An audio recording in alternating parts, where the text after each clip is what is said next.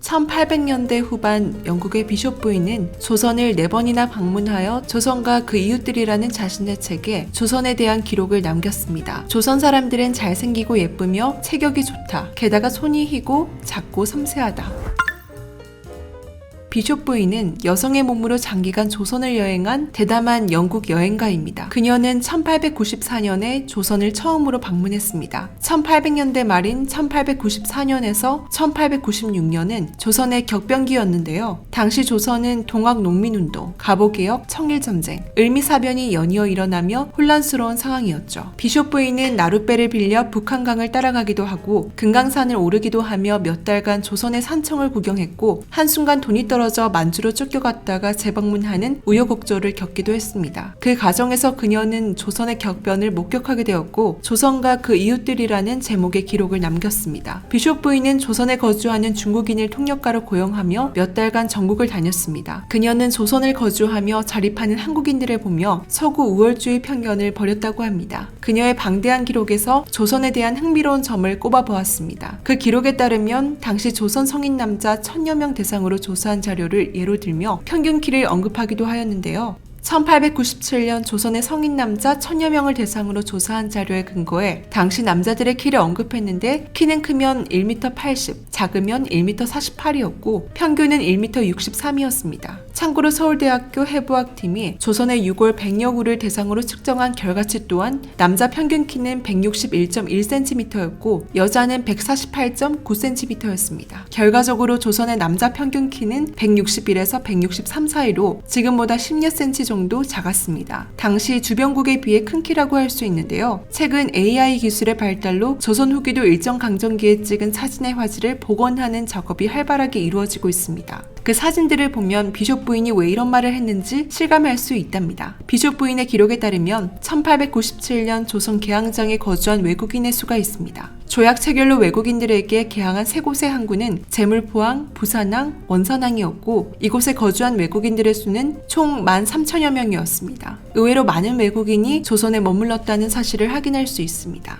그녀의 책에 따르면 한국인은 중국인이나 일본인과 닮지 않았으며 오히려 양자보다 더 멋있게 보이며 일본인보다 체격이 더 좋다고 기록되어 있습니다. 비록 그들의 평균 신장이 겨우 5피트 4.5인치이지만 흰색 옷은 몸을 더 풍성하게 보이게 하고 언제나 쓰고 있는 높은 왕관 장식의 모자는 키를 더 커 보이게 만든다고 말했죠. 또한 그녀는 그녀의 책에서 조선인의 외모뿐만 아니라 조선의 아름다움을 표현하기도 하였습니다. 성벽 밖에는 매력적인 시골이 야산과 나무가 우거진 계곡으로 뻗어 있다. 언덕에는 위험 있는 왕실의 무덤이 있으며 그 주변은 아름다운 나무들로 둘러싸여 있다. 마을은 가수원과 하원 사이에 위치하여 낭만적인 분위기를 띠고 있다. 도시를 벗어나면 곧 아름다운 산책로와 마차길이 나타나며 갑작스럽게 한적한 숲속으로 빠져들어가는데 이런 도시가 동양에서는 서울밖에 없다라고 말했죠. 조선을 방문한 외국인 대부분 선교사거나 외교관이었지만 호기심 강한 모험가이기도 했고 기자나 바다를 항해하던 선원이기도 했습니다. 훗날 우리는 이 시기를 방문한 서양인들의 수많은 사진 기록을 통해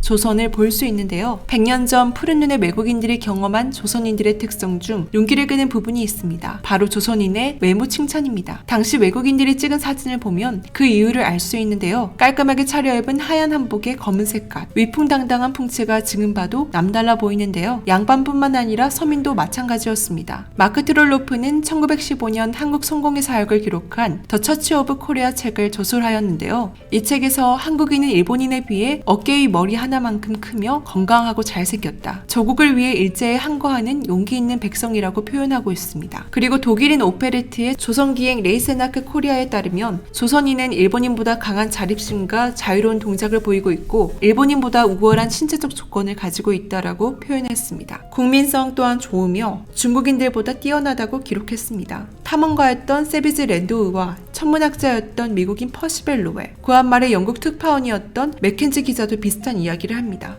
우선 세비지 레인도어는 조선 여성들은 중국과 일본을 포함한 동아시아에서 가장 아름답고 세련된 여자들이라고 표현했습니다. 일본 여성들처럼 기교적인 차림을 하고 있지 않더라도 비교할 수 없을 정도로 아름다우며 수수하고 자연스러운 미가 돋보인다고 설명합니다. 만일 당신이 조선의 왕족을 예로 든다면 왕과 왕비 그리고 모든 왕족, 특히 왕비 가문의 민씨 집안은 코카서스족과 같은 백인이며 그들의 눈은 치켜 올라가지 않았고 우리의 눈매와 같이 아주 직선으로 되어 있음을 알 것이다. 유럽 여인의 조선의 아름다움은 조선의 여인에 비견할 바가 못 된다며 한국 여성의 외모에 칭찬을 아끼지 않았습니다. 조선의 여자들은 서양 여자들에 비해 키가 크지도 않고 체형이 빼어나지도 않지만 극동 민족들 중에 가장 세련된 외모를 가지고 있다라고 덧붙였습니다. 당시 서양인들의 눈에는 일본의 여성들은 더 세련된 옷을 입고 화장을 하였음에도 불구하고 조선의 수수한 차림의 여성들보다 아름답지 못했습니다.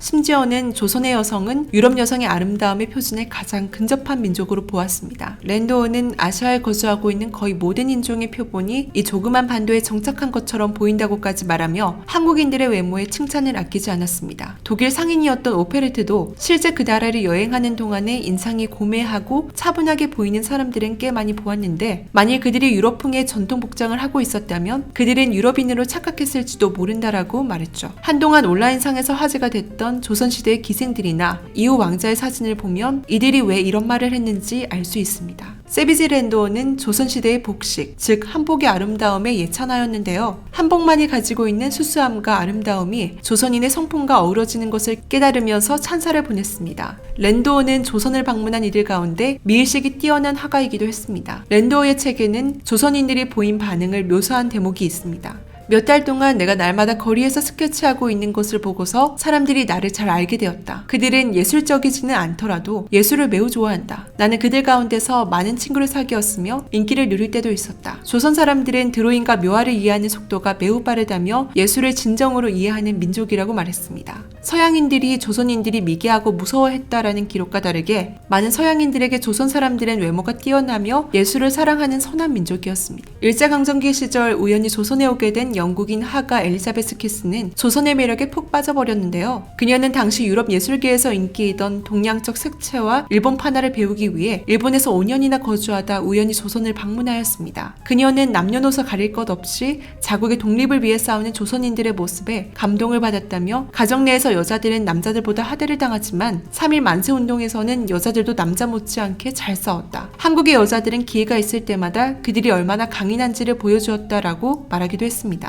우리 선조들은 외국인들이 봐도 아름다웠고 외모만큼 선한 성품이나 강인한 정신력에 감동을 받은 것이지요. 100년 전 수많은 외국인들이 왜 조선에 머물렀는지, 조선 사람들에게 매료될 수밖에 없었는지 알 수 있는 시간이었습니다. 혹시 광고 하나 해도 될까요? 내일 상승할 종목이 궁금하시다면 오른쪽 버튼을 꼭 클릭해주세요. 시청해주셔서 감사드리며 내일 다시 찾아오겠습니다.